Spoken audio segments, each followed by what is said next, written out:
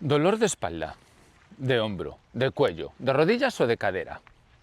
Dolor en el nervio pudendo, molestias en la vejiga, ganas constantes de orinar, migrañas, cefaleas, vértigos. Síntomas que no desaparecen. A veces existe una explicación médica, otras veces no. Pero con diagnóstico o sin él, la realidad es la misma. El dolor o la sensación siguen ahí, día tras día, mes tras mes o incluso año tras año. Has probado tratamientos, terapias, ejercicios, reposo, especialistas, medicamentos y aún así esa molestia constante continúa acompañándote. Llegados a este punto, quizá merezca la pena hacerse una pregunta. ¿Y si ha llegado el momento de contemplar tu dolor desde otra perspectiva?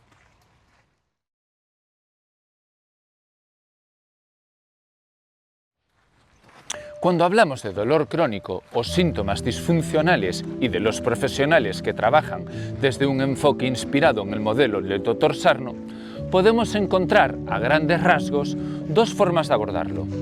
Quienes consideran fundamental explorar el mundo emocional de la persona y quienes no centran el trabajo en las emociones, sino en cambiar la percepción de peligro asociada al dolor. Es decir, que dejas de tenerle miedo a lo que sientes y te enfrentas directamente a tu cuerpo sin analizar nada más.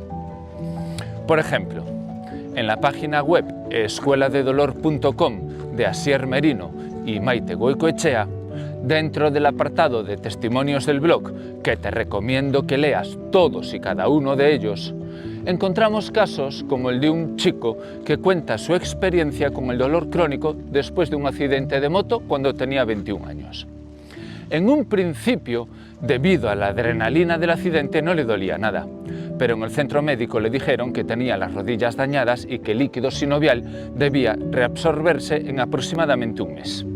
Hizo reposo, aplicó hielo, usó cremas y siguió las indicaciones, pero al pasar las semanas el dolor no desapareció.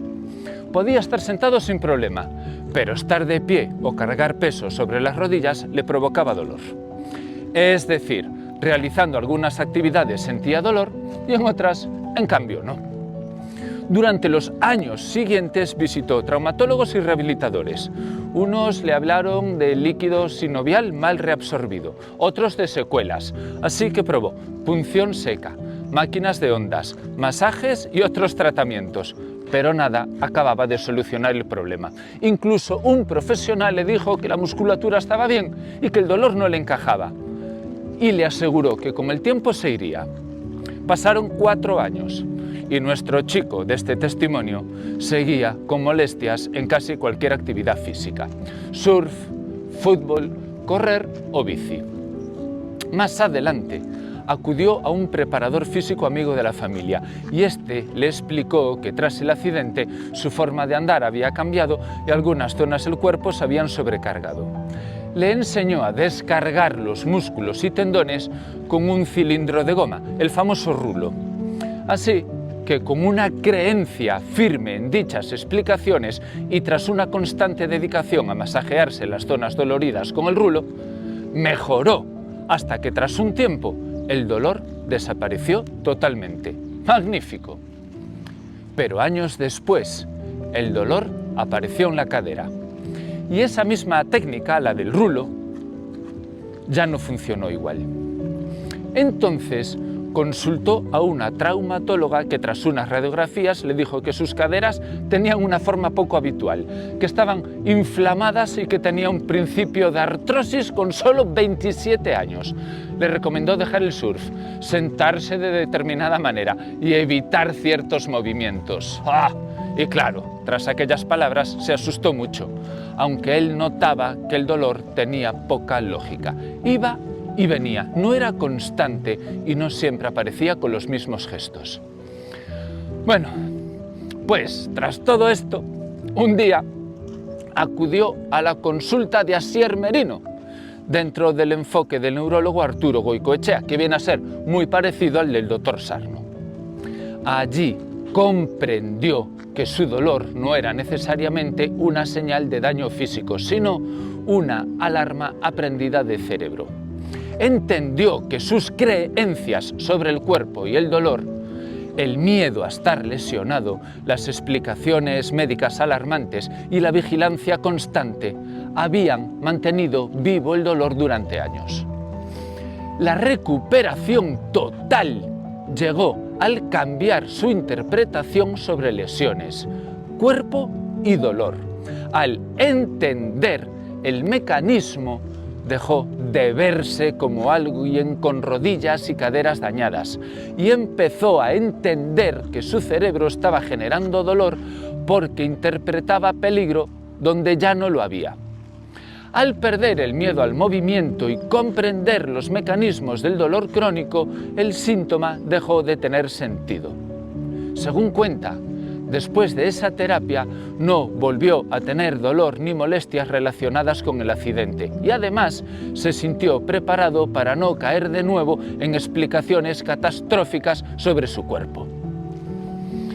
He aquí que tenemos un claro ejemplo de alguien que no trabajó ninguna emoción, pues su dolor se produjo tras un accidente, pero es verdad que muchos dolores a veces aparecen de la nada o tras un gesto aparentemente insignificante que en un principio no debería causar ninguna lesión o molestia, como cuando quedas trincado cepillándote los dientes o tras un simple estornudo. Y ahora quiero hablarte de otro caso, y esta vez no se trata de alguien que haya escrito un testimonio en internet, sino de una persona cercana, una conocida mía, y su nombre no viene al caso, así que la vamos a llamar J. J es una mujer que actualmente tiene entre 60 y 65 años. Durante al menos 8 años sufrió un dolor de espalda muy intenso, un dolor que en muchos momentos llegó a ser invalidante. No hablamos de una simple molestia lumbar, sino de un dolor que le bajaba por la pierna siguiendo el recorrido del nervio ciático y que en algunas épocas le obligaba incluso a caminar con una muleta. Llegó a mi gimnasio precisamente por ese motivo, por el dolor. Empezamos a trabajar con ella de forma muy suave, con mucho cuidado, adaptando los ejercicios a lo que podía hacer. A veces mejoraba, tenía temporadas mejores, momentos en los que parecía que la cosa iba por buen camino. Pero el dolor siempre volvía. Era como si algo se calmara durante un tiempo, pero acabara regresando una y otra vez al mismo dolor. Hace unos 7 años decidió operarse de la hernia. Y al principio la operación pareció un éxito. Mejoró muchísimo, prácticamente del todo. De hecho, llegó a decir una frase muy comprensible. Si lo llego a saber, me habría operado antes. Aquello parecía confirmar que el problema estaba localizado y que la causa era mecánica y que por fin se había resuelto. Aunque el doctor Sarno afirma que en muchos casos esto se debe al efecto placebo. Y esto es una afirmación del doctor Sarno, no mía. Bueno, 3 meses después, el dolor volvió. Y no volvió como una pequeña molestia, sino igual que antes o incluso peor. A partir de ahí comenzó otra etapa de pesadilla. Poco tiempo después probó un tratamiento innovador, una especie de gel que se inyecta entre las vértebras con la intención de crear más espacio entre los discos. Y de nuevo, al principio, pareció que funcionaba. Hubo una mejoría inicial, una esperanza. Pero al poco tiempo el dolor regresó otra vez. Entonces, empezó a plantearse una segunda operación. Aunque no acababa de decidirse, porque ya se había operado una vez, el dolor le había vuelto y tampoco parecía que los profesionales se lo recomendaran con demasiada claridad. Así que fue pasando el tiempo. Años de idas y venidas, temporadas de dolor muy fuerte, temporadas de menos molestias, momentos de esperanza y momentos de desesperación. Durante parte de ese tiempo, yo le había hablado en varias ocasiones del enfoque del doctor Sarno, de la relación entre el dolor persistente, sistema nervioso, emoción, personalidad, tensión interna y percepción de peligro. Pero ella no terminaba de conectar con esa explicación. Incluso llegó a comprarse La mente dividida, uno de los libros del doctor Sarno, pero al poco tiempo me lo regaló diciéndome que le daba miedo. Nunca llegué a preguntarle qué era exactamente lo que le asustaba.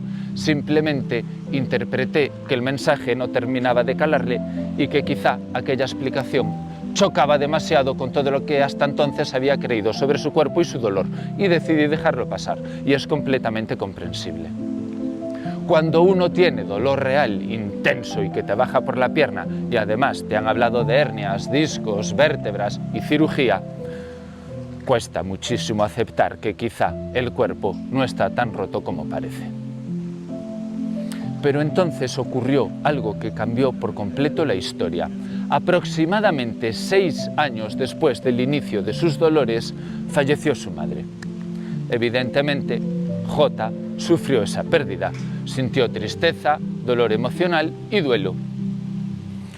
Pero junto a ese dolor apareció también algo que ella misma reconoció después: una enorme sensación de liberación. Su madre llevaba tiempo mal, era una persona muy dependiente y para Jota suponía una carga emocional, física y mental enorme. No porque no la quisiera, sino precisamente porque la responsabilidad hacia una persona que amas profundamente era inmensa.